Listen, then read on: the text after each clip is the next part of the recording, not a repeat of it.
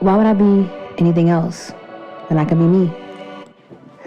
No, but seriously, like, I could just do me, Like, I could just live my life as me. Just whole, complete, just myself. Unabridged.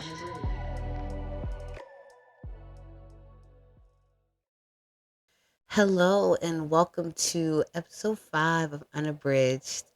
This is your host, Don Miller, and I am so excited to be joining you all. I know that we have skipped a little bit of time, but I was very much respecting my holiday break. So, we're coming to you right, the Tuesday right after, and we're happy and we're having a good time.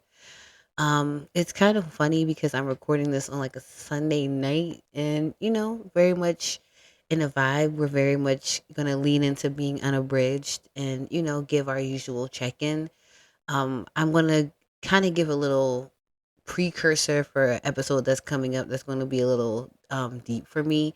I want to be sharing a part of my journey that I think you guys may understand, especially for my workhorse girlies. My do it everything, do it all shorties out there. I think that you'll definitely be able to relate to this upcoming episode. So we're going to definitely get into that. We have about 2 more episodes, and then we're going to get into a holiday break, not a season break, but a holiday break. And then we're going to come back at the top of the year with some amazing guests. And I'm super excited because people are like reaching out, like they want to be on the show. So it's going to be really great in 2024. But definitely got a very, very deep update that I'm excited to share with you all. So yeah, always want to do a quick little mental health check before we jump into the episode. And I think we have an amazing episode in store. Like I say, I always say that, but let's just jump right into it with our first segment. Let's get into it. Let's get into it.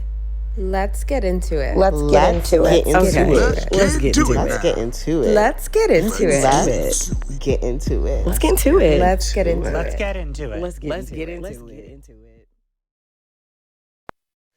All right, let's get into it. We have a lot to discuss. I was away for a little while, so some of these are going to be a little, well, at least one of them are going to be a little bit older, just because I really wanted to talk about this. But let's get right into the first side. So we always kind of start local and work our way out. And let's start on the local side. So last episode, we talked about the upcoming election and how we may likely have a lovely new, and I'm going to be using that word a lot this episode. Like, I accidentally called our guest lovely, and I probably should not have described him like that, but just a little sidebar. But anyway, yes, we have a lovely new mayor elect. Our 100th mayor now is officially going to be a Black woman, Miss Sherelle Parker. Give it up for the girls one time in the front, in the back. This is amazing. Sherelle has a lot, Mayor-elect Parker has a lot on her hands. And one of the first things that she had on her hands was addressing the fact that we have a vacancy in the police commissioner's position. A few months ago, or maybe it was like earlier this year, the previous commissioner, Danielle Outlaw, announced that she will be resigning from her position. And I believe she's taking the position as like head of like New Jersey Transit Police or something like that. I don't know, some other big girly, but listen, I don't blame her. She needed to get out of here. She really did. My sis, she had no idea what they were signing her up for. Like, and it wasn't nothing that she did. I think it was just that it was like you had this West Coast lady trying to deal with this, white behind, like Northeast bred, South Philly bred police force. They're looking at her like, girl, you're from Oakland. Like, Philly is a freaking, it's about what neighborhood you went to, what high school you went to, and they put this lady in the head of all these white men. They set her up for failure. Like, that's it. That's the realities of it. But anyway, Outlaw was like, out, I'm out, which, nobody thought that was surprising. That was even a question all throughout the campaign trail. They were asking all the mayors, like, what are you going to do about Outlaw? You're keeping her, you're kicking her out. What's the plan? So we already kind of knew what the writing was on the wall. So there was an interim gentleman. And now Sherelle has announced that she's going to put in charge Mr. Kevin Bethel. Is it Kev? It's Kevin, right? Let me not make sure I didn't mess that up, because there's also a gentleman. He has a brother named Keith. Lord have his mercy. This is terrible. Let me make sure. Yeah, Kevin Bethel. Yes, Lord have mercy. I'm sorry, y'all. Listen, unabridged. You're getting it all real. But yes, he is officially going to be the new police commissioner. Previously, Mr. Bethel was the head of the Philadelphia School District Police Force. Like little sidebar, I used to work with Mr. Bethel a lot. Like he kind of looks a lot like my dad, which has kind of always been so creepy to me. When I look at him, I'd be like, you like a Miller, but that's besides the point. But no, Mr. Bethel will now be the newest police commissioner, and that is like so crazy because like at this point right now, the two heads of the police force right now are black men, because there also is a new head of the FOP, Mr. Roosevelt, and he is also a black man, Roosevelt Poplar.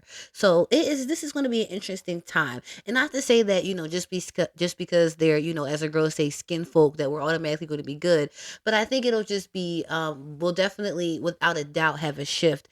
During his time at the school district of Philadelphia, they tout a lot of changes with Mr. Bethel, including, revamping the way that they do dismissal times, and, the way that students are supposed to be supported afterwards, whether people like it or not. So I think, and then prior to being at the school district, he was also a police officer for over 2 decades. So, he has a well-rounded amount of experience, but he has a lot on his hands right now. One thing in question that keeps coming up is the issue of stop and frisk. Now, stop and frisk was another campaign issue, something that Sherelle Parker was not afraid to speak on. And in her words, a lot of the time was, if it was a just stop, if they had just cause, then that is stop frisk. If they don't, then it is not stop and frisk, and that she does not support that. They even brought it up during the press conference, and they asked them, like, what are you going to do about stop and frisk, Bethel? And, Sherelle jumped right in there like, this is not the time. This is not the moment. And I felt like I was like, ooh, this is definitely giving signs from Mayor Parker. So I am excited. I'm excited because, it's giving, new breath to government. It's like, let me see my mayor who's a fighter. Let me see my mayor who's ready to show up at the press conference and, be there with the girls. And, even somebody like Bethel, who is, from Philly, who has that kind of respect from the PPD side. Like, I'm like, let me see what you can do. We said that was one of Outlaw's flaws. I agree it was too. But let's see what somebody like, who is from Philly, who has that backing, who has been a part of the police force. Like, let's see what could happen. So, and they have a lot on their hands with, a homicide rate the way that it is in the city of Philadelphia. So much back and forth between the district attorney's office that used to go on between the PPD, and it was just a lot. So I think they have a good amount of things on their hand to address, and we'll be watching and discussing. So yes, that was on the state side, and I mean that was on the city side. And again, like the city side is, again, I keep talking about this. It's going to be a lot of changes because we do have a massive turnover happening at the top levels of government. In addition to, and this is not going to be in our show notes, I'm just going to mention this. We talked about this slightly last time. We had two independents that were running for city council, and we officially have two independent candidates that are going to be on city council come next November. This is like groundbreaking, okay? We only have one Republican on the Philadelphia City Council. That is historic, and it is only a district council member. Now, granted, that district council member had a challenger that was O'Neill, but he kind of he kind of won that without a stitch if you look at those numbers. But at the end of the day, we now have two independents, Kendra Brooks and newly Nick O'Rourke, who will be on city council. This is going to be a wild ride. Oh my goodness. There's going to be so many new young elected members. We have a new LGBTQ member. Shout out to Rue Landau. So it's going to be interesting. Going to be diverse, as the girls have been saying. What is this new diverse council going to get us? That's what everybody keeps asking, and I'm curious too. So yes, that is what's going on the state side. We'll stay tuned. I mean, city side. I keep saying state. Goodness gracious. On the city side, now we're doing the state. So a really quick update. This is what I keep talking about. I keep talking about this election day change. So we talked about potentially changing because it is Passover date, but it's actually probably not going to change. They're probably going to keep it around April 22nd, which is kind of like a big deal. So first of all, as mentioned before, that so many of the local workers who have make our elections function, they were worried about this change because they have so much to prepare if the date shifts, right? So they were not even here for the change at all. However, our governor, who is Jewish, We have a large Jewish population in the state of Pennsylvania. We're upset. Like, for those who are, aggressively, like if you're really down hard, Jewish, I'm not eating milk with my beef, Jewish person, you're not voting. You're not voting on Passover unless you do a mail-in ballot, right? But like that is a crazy damper on this. So, that could be a major shift in the electorate. Maybe not. Maybe the girls will do their due diligence and get, their mail-in ballots in. But they were not able to get that vote across. And that just shows like I don't even know what that shows. I just think that's really ridiculous that they were not able to get this done. Like 3 other states were able to get this done in and out. But it's because, Republicans, they wanted to tack all this foolishness on with these with these dates on the mail-in ballots and pre-canvassing. It was just too much. It was like just pass the vote so we can just do what we have to do. Like government just needs to function. Like that's it. That's our number one basic job is to function. I digress. We're looking at a April 22nd primary right now as it stands. All right. Now, this is the one that's an oldie, but a goodie because I really wanted to talk about this one and I thought this was kind of cool. So, on March 10th, students from Lincoln University, that is an HBCU in the state of Pennsylvania, marched to Harrisburg, right? They marched 66 miles in protest for state funding to be released to their schools. Now, they, along with 4 other institutions, were in a freeze right now for funding that was really detrimental to students because that funding was really in support of in-state student tuition, right? So they were looking at a major spike in loss in scholarship and funding, especially for students who use in-state dollars. So these students, were like, no one's listening to us. We need to shake it up. They're not listening to your phone calls. They're not listening to anything. So these young people of color, marched 66 miles from Lincoln to Harrisburg to really make a point. They met with state legislators to really drive in that, the reason for why their schools needed this funding. Luckily when the Senate, when they came back into session, they actually were able to pass this funding for them, and it restored over $600 million in education funding for over 4 state institutions, including Penn State, including Lincoln as well. So this was major, and it also ensured a tuition freeze for the 24 and 25 school year. This was major for these young people and for our state education funding. Now, we have a long way to go for state education funding across the board, not just at the university level, but at the local level as well. A couple years ago at this point, geez Louise, I can't believe a couple years ago. Well, was it a couple years ago? It was not this year. That the courts actually ruled that the education funding formula for K through 12 schools was unfair and unconstitutional. And we're still waiting for a funding formula to figure out how states should fund our K to 12 schools. We are right now in a historic battle around education and education funding, and an amazing dialogue around education funding. And it is really time to push our advocates to really think about, and our electeds to think about, how we have been historically funding our schools and how we move forward. And I think that when we think about these dollars and cents of, what kids need, and what the funding formula should be, it's foolishness. It's basically saying we're basically arguing about how much do we care about the future of our entire state and nation, right? Because that's really what's on the line here. We are going to be raising a bunch of, I hate to say it, but people just like idiots who are not prepared for the future. Pennsylvania is going to be left behind because we do not have a workforce. We do not have the support of our institutions. We are falling behind other states that are light years ahead of us just because we cannot figure out how to fund our schools. Clearly, I'm on one on this Sunday evening. All right. So yes, shout out to those young people. We still have, again, like I said, a long way to go with state education funding, but I definitely wanted to report on that. If you look on the show notes, there are multiple articles that, shout out these young people and document I was about to say lovely, but that journey was not lovely, girl. That is 20, they said they walked 22 miles a day.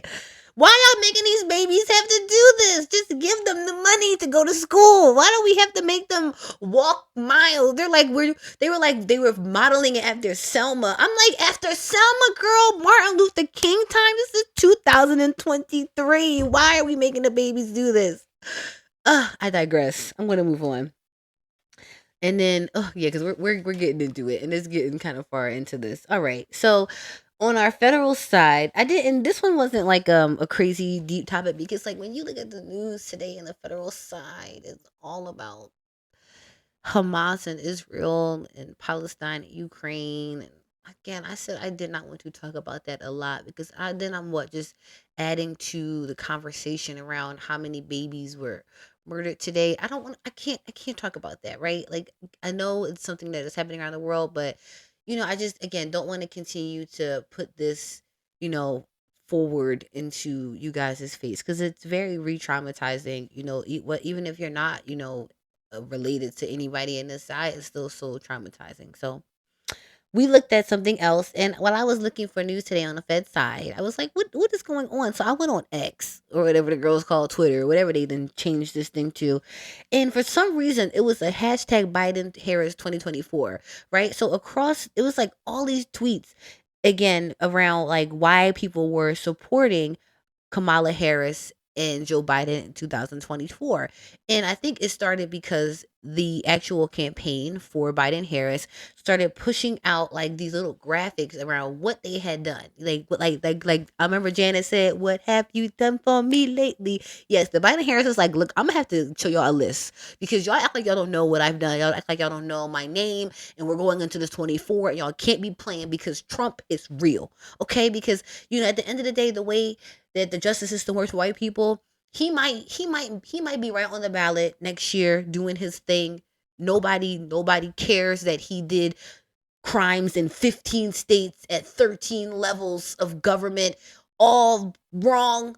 No one cares about that. He's just going to sail right through, and these Republican are going to allow him to do so. Republicans should be ashamed of themselves. The only Republican is ridiculous that we're simping for is Mitt Romney. He's the only one that's calling y'all out. Uncle Romney is like, "What are y'all doing?" Anybody but him.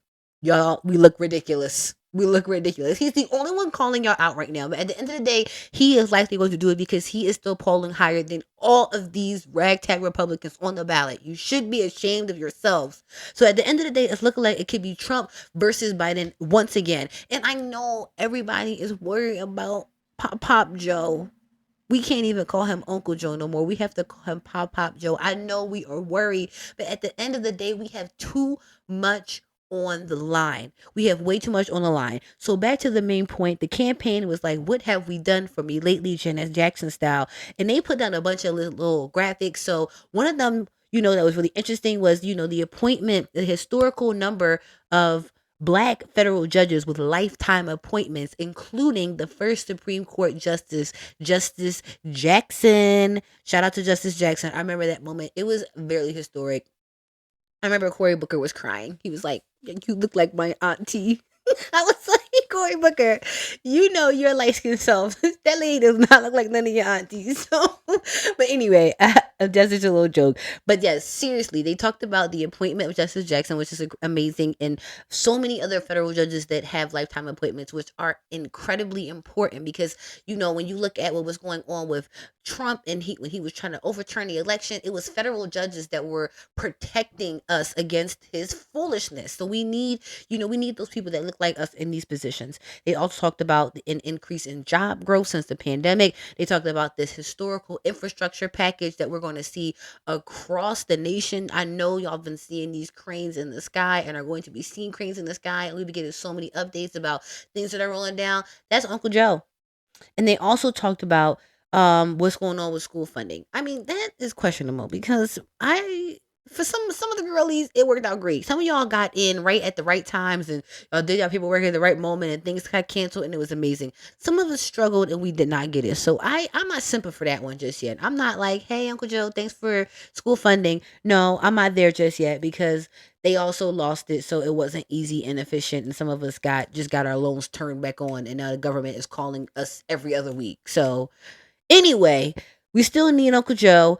And, I think that outside of, what we talked about, what they have done and what some of these other policy changes that are really important for a progressive nation, we just have so much on the line coming up, right? Like, it's not even just the idea of, oh, what are we doing with the United States? It's what are we doing with the world?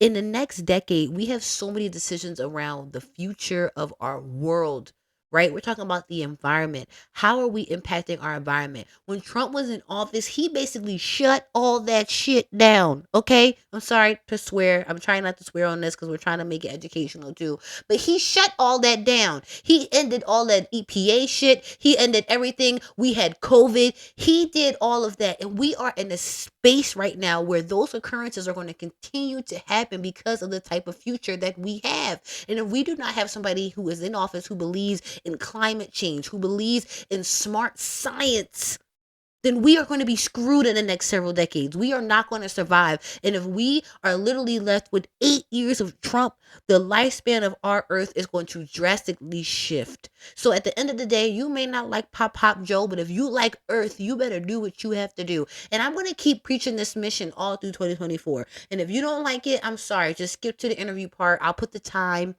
in all my show notes, so you can just skip and listen to my fun guests, and that's okay. But the Let's Get Into It segment is about things that matter to our lives. In this election, 2024, and I know we say this every election, it matters. The girls matter. At the end of the day, I know Democrats, we have a lot of work to do, and this is the last point I want to make about this. I know we have a lot of work to do. I know the girls make it hard. I know we say we because I'm a part of it. I know we make it hard. I know we want younger electeds. I know we want, people always like, oh, where are younger people? Where are the people who are like me? I want to vote for somebody who's better. You know where those people are? They're not getting supported by people like you. When we have, I'm sorry, that was so aggressive. That was so aggressive. I'm sorry. It was so great. This is not about you. This is not about the listener. But they're not supported by their communities, right? And in order to build people up to these heights and to have these long-term runs, we have to start at smaller spaces. We have to start with those city council members. We have to start with those state reps. We have to start with those state senators. We have to start with those congressmen. We have to literally start with all those individuals and support them so that way we can build up to the point where we can have presidents that are not 96 years old and they are our last hope. It starts so small. So when people are simping about and pushing you about an Andre Carroll in 2024 or Keira Bradford in 2024 or an Isaiah Thomas in this past year, they are doing that because we need to continue to push young people like that to build these pipelines. Pipelines start somewhere. They start at the local level.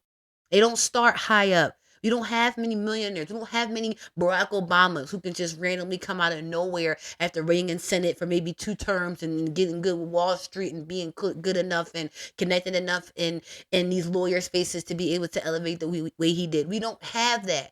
We have to build those things. And the only way to do that is to start at our local level. So yes, this is why this matters. All right. I told y'all I was going to be on one this Let's Get Into It. It was going to be interesting, but we have a fun episode this time around, so please don't worry. I'm super excited. So let's get into our next segment after a quick little commercial break. Thank you guys so much. Unabridged is filmed and recorded at the MQ Factory Studio located in Manayunk. Founded by photographer Ricky Codio, the 8,000 square foot studio is available for rent for photo, video, and podcast productions, as well as film screenings and social events.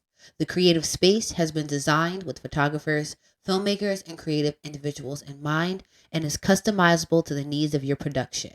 Visit www.mqfactory.com to learn more. Now let's get back to the show. Unabridged. All right, and welcome to the next episode of Unabridged. I'm so excited. I feel like I say that about every guest. Like, I'm so excited about this guest, but I feel like the excitement just keeps building up. Yeah. It just keeps building up. So, super excited about our next guest today for our next leg of the Unabridged journey. We are joined by a dope Philly native, the lovely Chill Moody. Thank you so much for joining the show. Thanks for having me. I appreciate you for making it out. Because we're Unabridged, we're going to just be fully ourselves. And we're going to be honest. Chill almost did not make it here today. So I don't know. This is Drunk Chill. Drunk Chill's here.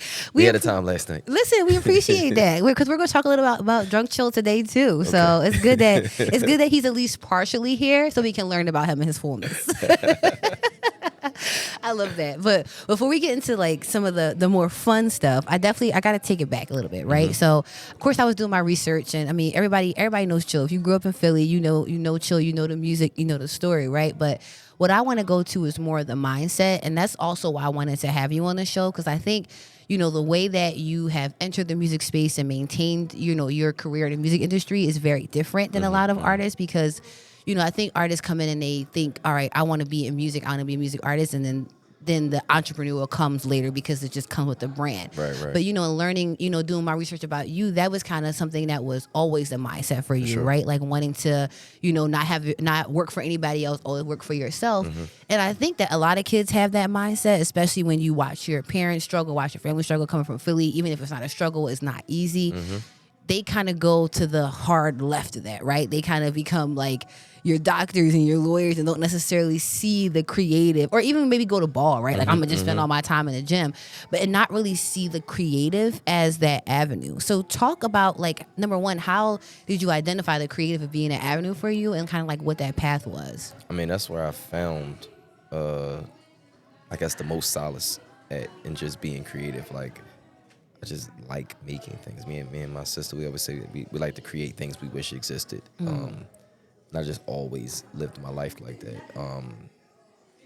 Yeah, and then just applied that to music. You know, hip hop was, I guess, my introduction to a lot of people. It's like, you know, their main reference point for me. But it's, you know, some people that don't even know that I rap because of all of the other entrepreneurial things that I do. But it all kind of was fueled through the music. So talk to me a little bit about that path. So Masterman, Overbrook.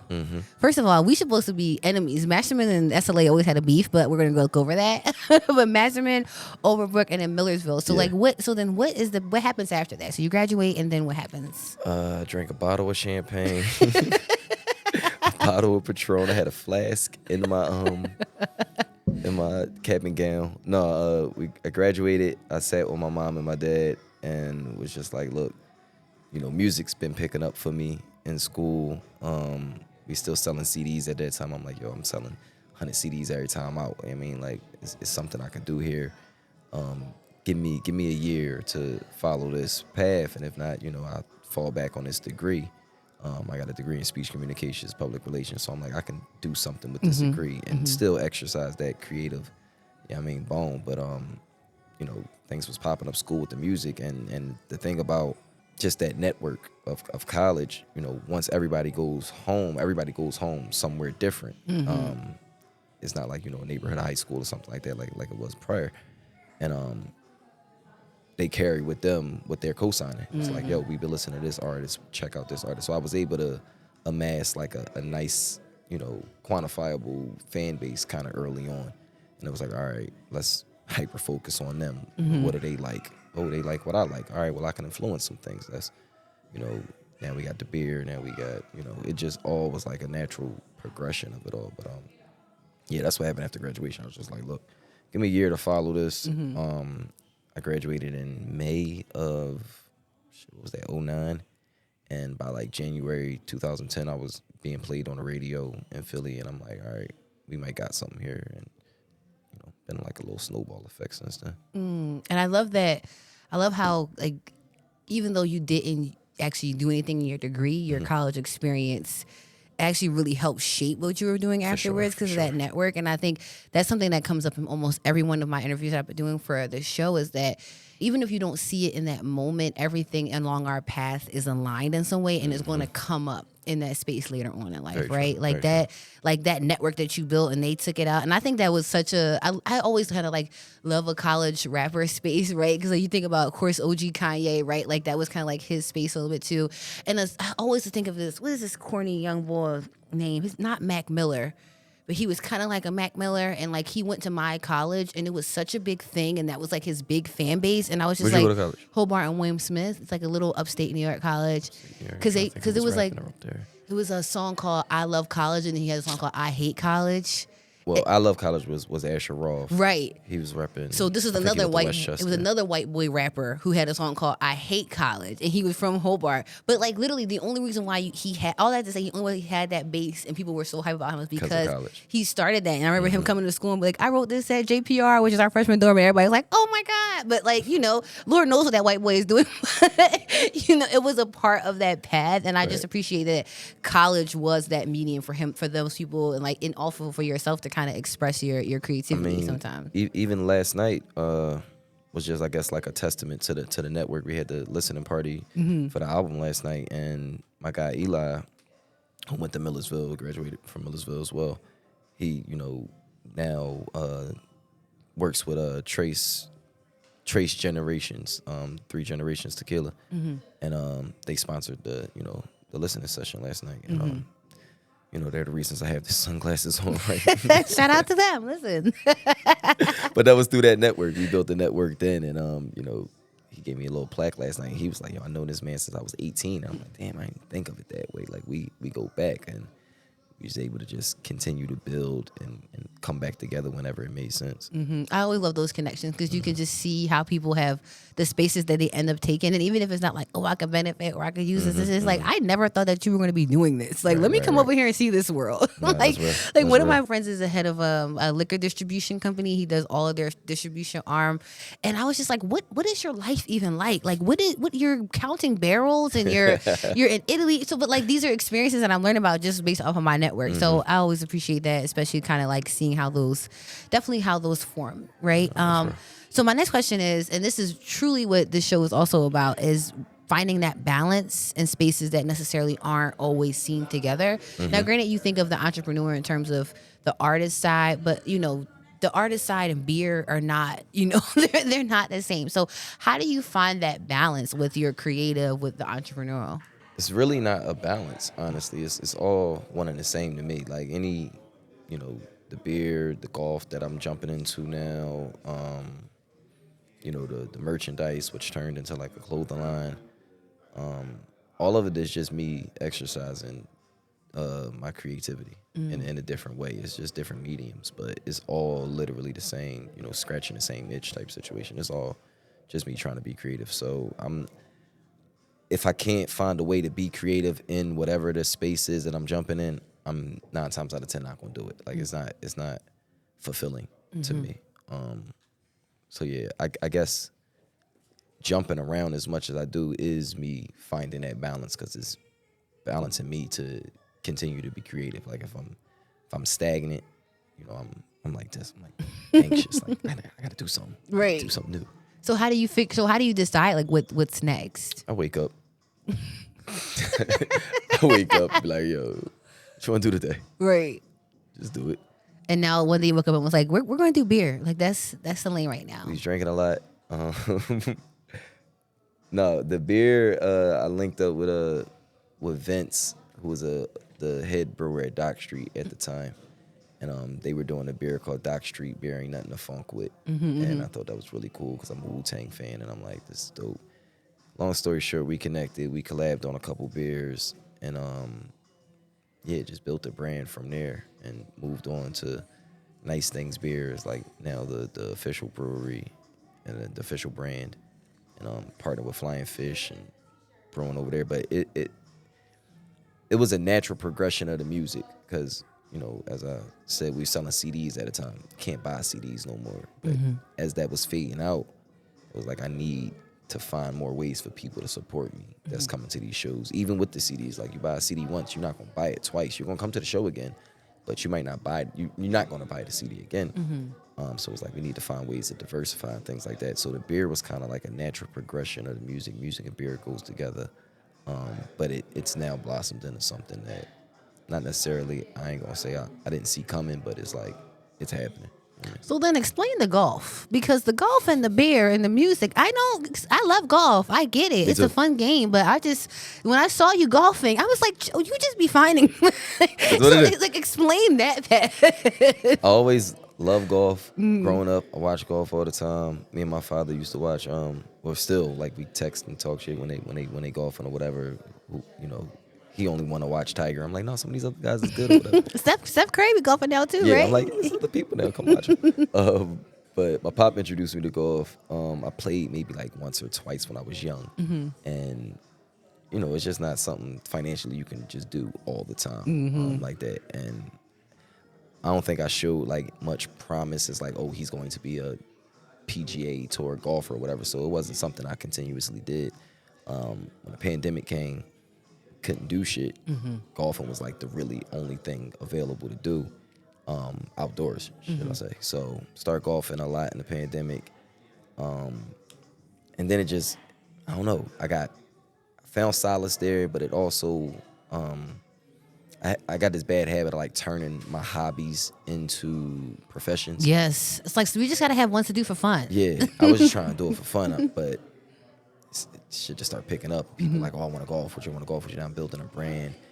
And then I'm like, look, my goal at this point, I'm setting goals in it, is what I'm saying. So now it's like, all right, I'm 12 years away from the senior tour. That's the second half of my life. If I get good enough in 12, I play golf for the rest of my life, and shit is fun. So I golf like 3 times a week. It's out of control. But found a way to funnel the beer through that. No pun intended. But so now it's like, our Pilsner, West Philly Pils, is like the official beer of the Nice Things Invitational, which is my golf tournament. And it's sold on a couple golf courses, but the Eagles also sell it in the stadium. Like it's moving around. So it's all of that's everything's kind of like intermingling, if you will. But music's continuously like been a driving force through it all. I love that. It just always all connects back to that original It's just brand. natural. Yeah. It's just when I say I wake up and like, what am I gonna do is me. So all of these brands, regardless of how opposite, I guess, for lack of a better term, they look, it's just really just all me. And how do you really maintain that, right? Because I feel like in order to stay really true to your brand consistently, but then also kind of create all these avenues, you have to have a really good sense of self, right? Because like a lot of people could kind of feel a little pulled apart, right? Like I'm doing too much, but the way that it seems for you and how, even how you talk about it and the way that it kind of seems like a natural flow for you, it's like this was going to happen no matter what, right? So like, how do you even like maintain something like that? Or or is it just like a natural innate thing? It's just who I am, who I've always been. You speak about a sense of self, like I knew who I was like really, really young. It's like, I don't even like it. It'll get way too deep, but it's like I knew who I was. I knew what I was gonna do, and I just be doing it. Like it's intentional, but I'm not like working at it intentional. It's literally just natural. Like it's the shit I do on a regular. Sometimes people like take pictures of it and shit, and make videos or whatever, but we're just chilling. No, I definitely I appreciate that, and I think that what's been so interesting about this show is that different levels of this journey or different people I meet in this journey, like, it's showing people that you don't have to come in through it the same way, right? Because for you, it feels like it's a very natural thing. Like, this is just me living my life and things are happening. And then also parts of the universe are just allowing for that to happen for you because you're being open to that. But sometimes I talk to people and they're like, no, this was the plan. Like, this is how I built this out. This was the structure. And I think it's so good for the audience to hear that because it just says that you can live your unedited self, live your life, no matter what your entry point is to say that, right? So, no, I think that that's so dope because it's just like, I didn't really try hard to do this. This is just a part of who I am, who I've been. Yeah, and I don't want it to come off as nonchalant as I'm sure it sounds, but like I'm working hard, but it's not a stretch. I'm not. Yeah, it's not like I ain't got to read big ass textbooks and like learn stuff. I'm just applying what I know and just figuring out as I go along, and blessed with a very solid team, a very solid support system, a family, some talent. Well, I feel like they always say, or this is always the trope: you can't be what you can't see. And granted, I know we're always creating our own path, but like, who had that vision that you were looking up to when you were kind of like building out who Chill was, or why you were finding yourself? Like, who was that person or those people? In the industries, I guess, that I'm in. Guys like 50 Cent, Jay-Z,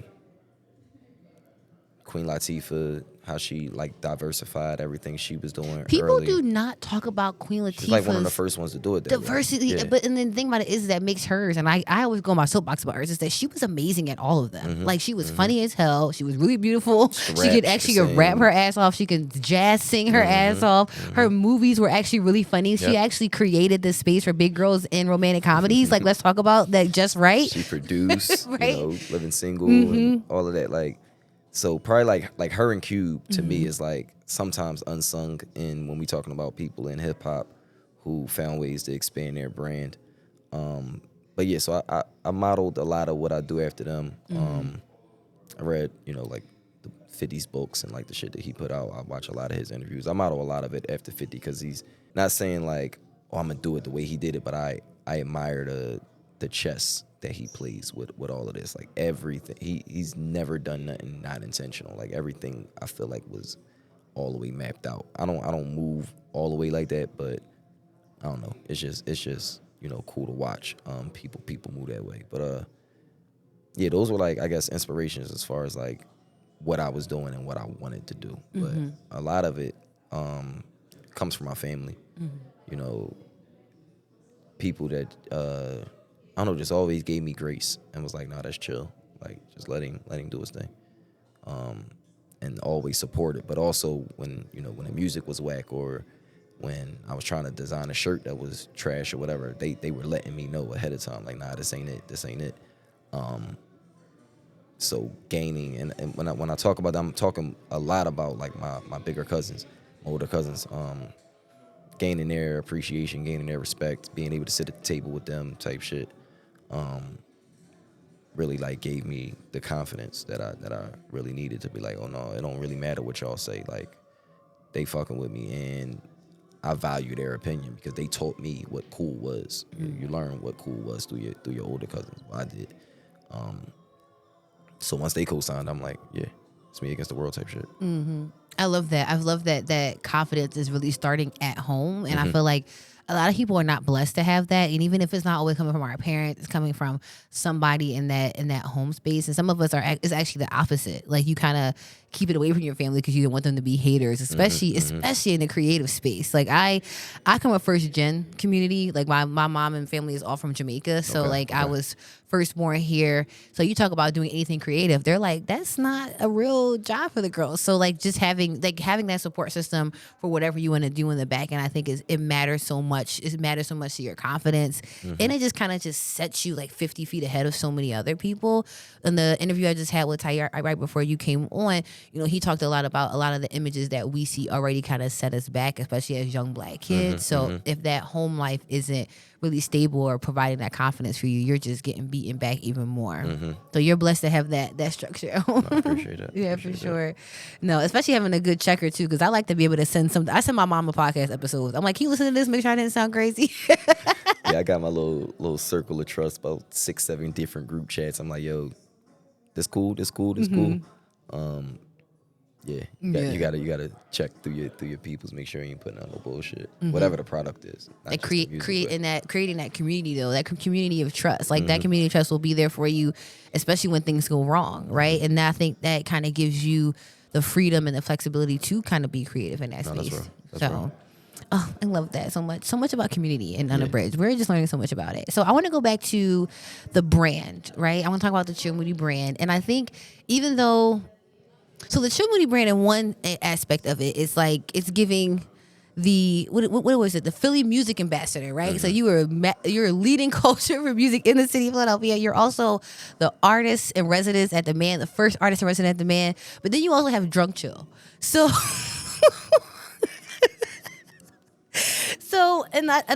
I love all those aspects because I want people at home to know that you can be all those things and still live your life and have fun. But like, talk about how all those things even fit into one space. How do you even get those to I don't compute know. in the brain? I don't know how I get away with it, honestly. I was talking to my homie Deej when I was on the way here. Deej just like, she always says like, Chill Moody just does what he wants to do. Like whatever he wants to do, he just does it. Like I don't know how I get away with it. Drunk Chill, I don't know, it just popped up back when you couldn't toggle on Twitter between accounts, you had to like have a separate account if you wanted like a whole separate email and all of that. Had to have a different phone, all kind of shit. So it was way back. I wanted to say something one day, like on some opinionated shit, but the Philly music ambassador thing was going on, and it's like I can't really say what I want to say without any backlash or whatever. And I was on, so I'm like, I need like a drunk Twitter or something where I can just get my drunk rants off. We was at PYT actually. That's how I know it was a long time ago. PYT was still open. Anyway, I get my homies iPad. I make a new account, make Drunk Chill, and I don't know, the rest is kind of history. Like when Instagram came out and they're like, you gotta have a Drunk Chill Instagram. And I'm like, but the other side of it all is had, a couple battles with alcoholism and, just over drinking. I don't want to say alcoholism, but just over drinking. Never really at that time learned moderation. So it was like all or nothing with everything. Like this bottle of Jameson has 26 shots in it. I know because I've taken every one of them type shit. And then we'd go to the club or then we'd go to the bar or whatever. And because of music, I might know the bartender. So now they just feeding me shit all night. So I don't know. It got out of hand for a minute. But in that same theme of not knowing moderation, I couldn't quit in moderation. So I did like 100 days sober. And like, it affects your body different when you don't like wean yourself off. I just cold turkey bung. I woke up one morning, I was like, nah, I can't keep doing it. Did 100 days sober. Felt like I was, cool, but at that time I didn't understand that the moderation was the issue. I thought it was just drinking. So I'm like, I can drink again. Maybe like a year or so after that, it was like, nah, we gotta do it again. Did another 100 days sober, but the second time I did it, people started like interacting with me. I'm on this journey too. This is what I'm doing on my 100 days. I'm a write every day. I'm a draw a picture every day instead of a drink, and built community through it all. And that's when I realized, all right, the moderation was kind of the issue or whatever. So last night has nothing to do with any of that. That was a celebration. But yeah, Drunk Chill was kind of like, he pokes out every now and again, just have fun. But it's really just a way to show people like everything ain't all super buttoned up the way it looks on this side of it. There's a humanistic side to it as well. And I feel like the brand shows that, like regular, but some people still, like I don't curse in my music, so some people still feel like I'm trying to be, a little polished and a little extra, but I'm like, me cursing in the music is going to put a ceiling on the music. Right. I can't get these sync placements that I'm continuously getting, ESPN and movies and different shit. It don't happen when, I got to get an edited version or, the song don't hit the same when I, and it's kind of, got to be more creative to write around it. Because when I'm speaking, I curse a lot. Because I ain't got time to figure out the words and go all that. And, I just feel like sometimes it's more effective communication to speak, however you feel. But in the music, it's a little more difficult. You gotta write around it, and it's fun, and it keeps it fun. And it keeps me being creative. But yeah, the Drunk Chill side is just like, all right, here's the unabridged version. See, unabridged it just pops up everywhere. We're all trying to find our space in that. But no, I love that you kind of like shifted into that, because one of the reasons why I wanted to even start this show is because I work in a space of politics, and that's just nothing but respectability politics, right? And especially as a Black woman, as a staffer who works for a younger person or younger people. Usually, I work for people of color. It puts you in a box, and it's just like you can only be this way. Right. But then because of that box, it becomes a barrier from other people like myself getting involved in this space, right? People feel like they have to give something up in order to be a part of this life. And I'm like, I don't give a shit. I make good money. I got health benefits. I'm working on a pension, and I also have a good time, right? And I think that like we need to start letting people see that side of ourselves. That's why I'm goofy now in my meetings. That's why, I've cracked jokes in those spaces, because I want people to see that full aspect of it, to hopefully usher more people like myself into the space, because it's just like you can be however you need to be and still go ahead and push this policy, yell at some elected officials, and manage a budget. Like you can do both of those things. No, it's important to always say one thing you can't control is people's perception. But I feel like it's important to try to influence it as much as possible, because you can't ever control the people and think what they want to think, but you got to at least give them enough evidence to go through to like come to a final type situation or whatever. You know what I'm saying? No, for sure. And that's why if you not being your full self, you out here making up something. It's just like, well, that's not what you said that you had going on. I always laugh when like if you ever been to like an Erykah Badu show and she's like, y'all put that on me. You know, I never said I was this or that. Y'all gave me that. Like, you know, I might smoke a Newport, or she'll say whatever, but she's like, y'all put that on me. Y'all gave me that. I never said I was that. So, like, talking about, you know, we talked a little bit about a lot of the different hats you wear, but talk a little bit about, like, what is some of the most difficult aspects of these sides, right? I think we talk about the fun sides, the results of it, and working in a creative space that's not 100% how it always is. So talk about some of those difficulties. Some of the difficulties come with sometimes when my blinders fall, when I'm looking at what's around me and comparing. Comparison's the thief of joy. It happens every now and again where you start. I know I didn't take and I'm not taking the typical path to wherever I'm going, or wherever people see me going. I'm not going the traditional route. It's a slower route to some. That's why, you know, we say we still got time and all of that. Like it's I use that as like a constant reminder type situation. But I don't know. It used to bring about doubt. It doesn't bring about doubt anymore. But it sometimes slows progress. You know, it's a little detour. I'll get stuck in that space, and I'm like, shit. Like, look what they doing. Look what they doing. How, you know what I mean? And I should be going forward the whole time. So it's momentary. It's fleeting, but it does happen. And it's way more frequent than I would like because of like social media and things like that. Even when, you know, when I'm not online, when I'm not scrolling all day or whatever, people are sending me stuff because they're scrolling all day. Or right. So it's really hard to ever get away from any of it. So that's why I say, like, sometimes those blinders fall, but most of the time I'm tunnel vision with it, like, and I can still consume as much as I do because I'm always looking for the next anyway. So like, it's like a necessary evil. I'm talking about social media. It's that necessary evil for what I do. But if I feel myself falling into that comparison type situation, I try to unplug.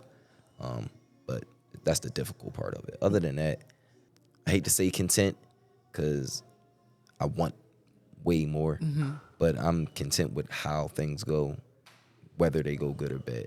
I understand that either can happen before I jump into anything. I'm like, I'll be cool with the result regardless because I did it and I'm going to continue to do. You know what I mean? No, I want to, both of those things I want to like build off of. I think the comparison piece in the creative space where it's also fueled by capitalism, it just, it kills you. It kills you so much. Like, I have a rule that, like, at least 48 hours before I start recording, I don't listen to other pods because I kind of feel like it also influences my voice a little bit. And because, you know, this is very much about what is your own personal voice, just as a lot of creative avenues are. It's just like, I need to just focus on my stuff. Like, I am not trying to be the Reed. I am not trying to be Balanced Black Girl. You know, I'm trying to be unabridged. And I think, you know, that it's hard because, like you said, social media is such a part of our life. And even when you're not even thinking about it, you're just scrolling away, just consuming so much of that stuff. So, no, I think that is super important. And so what advice would you give to somebody to kind of pull themselves out of that space? Or what are some things that you do? You got to acknowledge it first, that you're, you know, what we call the doom scrolling or whatever, you know. You get, Yeah, no, I'm good. yeah, you just got to acknowledge it first. Know that it's happening, and be intentional about when you're stuck in it. It's like, nah, I got to move out of this. Like, you're the only person that can control it, so you just got to do it. I hate when, like, a lot of people say, like, you know, what advice or whatever. I'm like, just do it. It sounds really nonchalant again, but I don't know what else to tell you. Like, this, you just literally have to do it because there's no other alternative. You either do, you fucking don't. Right. Yeah. So like I say, it doesn't happen as often now, but once I acknowledged it, that was kind of like the first step. It's like, oh no, this is happening. I should probably change this. It's not for the betterment. Well, that's real. I feel we spend so much time trying to deny our stuff that we don't even really feel like, okay, well, it's here, but how we move past it, right? But so what is, to kind of switch gears a little bit, what's making you excited right now? What are you excited about? Something you're working on, something you're looking at? Like, what's making you excited right now? I played the album for people last night. You were there. Yes. I played the album, and I got a really good response. And I've loved this album. I've been creating this album for damn near 7 years. Some of the songs are 7 years, 6 years old. Some of the Jones I just did right before we finished it. I'm really just looking forward to like the reception of it, and not saying like the mass critical acclaim or whatever, but the people that are actually listening. I'm excited to hear what they have to say, because I made it for them. I made it. It was called I Still Got Time, and then we changed it to We Still Got Time, because it's like, and listening to it, this ain't even for me. Like, I made this album for everybody. Like, telling my stories, telling what's been going on in the since my last project or whatever. But a lot of it is just inspirational talk. A lot of it is motivational type situations. Beats are crazy. I don't know. I'm really excited about the project. Hoping to tour it next year and get back on the road and move that around. And then golf's got me excited, if I'm being honest. The Nice Things Invitational, we had a golf tournament in August. Cadillac sponsored it. We gave away an Escalade for a hole-in-one. Nobody got it, but would have been cool. Right. Yeah. They take the Escalade back? Yeah. Dang, I feel like you should have had a part of the contract. Like, if no one gets it, goes to host. Yeah, it parked on a 10th hole. It was fire. But expanding that, hopefully going into Miami with it next, and expanding in other states, and of course bringing it back to Philly next year. But building like a nonprofit through the golfing, and getting more Black youth into golf is the focus for the golf brand. So found that solace, that creative space in what I was doing with the golf, but also found some purpose in it, and what I can do for people through it as well. I can entertain forever, but I can also educate, edify people, or whatever. So we'll be doing that and launching that next year as well. Excited about that. That's a lot. I mean, you said a little bit. That's a lot. A whole album. You about to create a whole nonprofit? It's a lot. It is a lot. I shot a TV show, produced a TV show called Moody's Clubhouse. We'll be releasing that soon. We did eight episodes. I've been explaining it as like Drink Champs, but quieter. And Tiny Desk, but louder. So artists, they come, they perform 3 songs with our house band, and then they sit at the bar with me, and we drink either my beer, or the wine, or the kombucha, all the Nice Things beverages.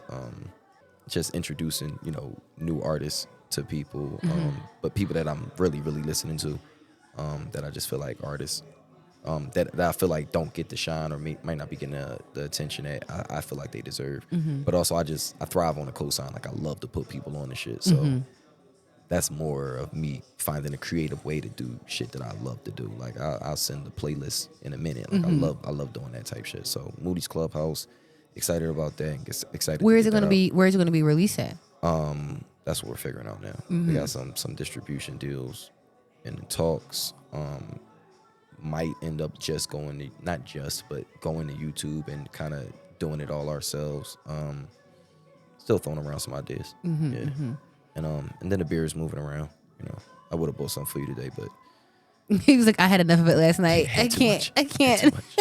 Well, no, I had some last night, and I'm not really a big beer drinker, but I did like the ale that I had. So, yeah, it was good. I didn't try the IPA because I didn't want to be mean, because no matter whose IPA it was, I'm probably not going to like it. But I did like the ale, and I drink kombucha, so I need to get some of the kombucha, too. Yeah, I didn't even know that. Yeah, I'm trying to transition. I'm trying to transition from the coffee side to the kombucha. So, no, that's what's, I mean, that's a lot to be, I mean, that is a lot of amazing stuff to be excited about. I'm starting this nonprofit for golf. Like, that is the epitome of taking your fun habit and turning it into a full workspace for you. It just happens too. Right? But no, I think that's so incredible. And I think, again, that's just you just like utilizing your full self and then just like allowing for it to flow as it is, and just also being accepting of that and just saying yes to the universe. I feel like that's what your life looks like an example of. You're just like, yes, universe, like whatever you have for me, I'm here for it. Okay, we're doing that too now. Great. I love it. But I love seeing it. I love seeing that, especially love seeing that in the Black man, because I feel like if you look at what society wants to tell us. It would tell us that we're very shackled and we don't have that type of freedom that you were living in your daily life. And I think that's so beautiful. So keep doing it. Like keep doing all the amazing things. So I always have to ask this question because it's the name of the show. But what does it mean for you to be completely, unabridged, to be unedited? Like, what does that full self mean to you? It means everything to me. I'm able to thrive, I feel, because I'm authentic. I've remained authentic to a fault at times, but it's nothing else I know. When there was a time when I was rapping and I was I'm cursing a lot in the music. I'm selling this, I'm shooting that, I'm all kind of shit, because this is what I saw around me, but that wasn't my life. Right. When I became that unabridged version of myself and it was like, nah, I'm gonna tell my story, whatever. I saw progress right there, and I was like, all right, this is better. Living your own, you know what I mean? And it was wild because every other part of me, I was always being myself, and then this rap, I had a little character. I was a whole different person. I had rap names and shit like that. It's like, yo, your name's Chill. Why isn't your rap name Chill? It's Right. like, oh yeah, I should, but people wasn't using any real names. It wasn't being themselves, and I'm like, oh no, I should probably be myself. But a lot of that comes with confidence. So the unabridged me is the more confident me. I'm confident and content, like I say, with whatever outcome it is. But I'm confident that if I'm being my true self, it will be accepted. And if it's not, so be it. It wasn't meant to be. But I'll overthink the whole day if I go home and know I wasn't being myself when I was outside. And I'll be like, damn, I shouldn't have done that. I shouldn't have done that, whatever. That's uncomfortable. And I don't really like to be uncomfortable. And it's exhausting. Yeah, it's very so exhausting. exhausting. You to remember the character that you were here for It's out of this. control. Out of It's like if you just you all the time, it's fine. Yeah. So the unabridged me is confident. Unabridged to me means authentic. Yeah. I like the rule of threes, but I ain't got another one. I was like, oh, are we getting another one? No. No, I think that's a perfect way to end. Thank you so much, Joe. Thank you. This conversation has been so helpful. I hope that people, really listen to some of the nuggets that you really gave to us today and are following along with all the amazing things that you have coming out. Definitely.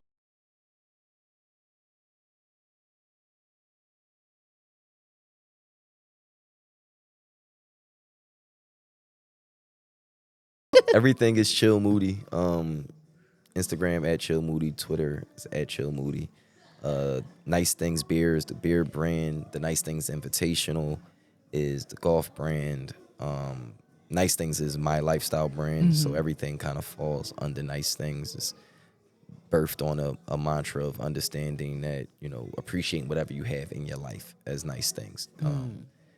It's the opposite of that comparison thing. It's like, nah, what you got is nice things. If you got a Benz and a Beamer, or you got a bus pass and you getting to work and you getting the job done and you providing for your family, these are nice things.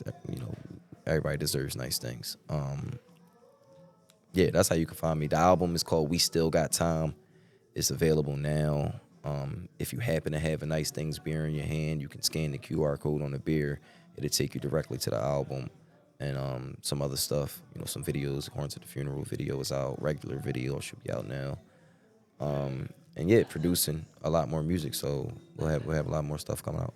Amazing. Well, thank you so much, Joe. Thank you for making it today. I appreciate you. I know last night was a major one, so I definitely appreciate you for coming out.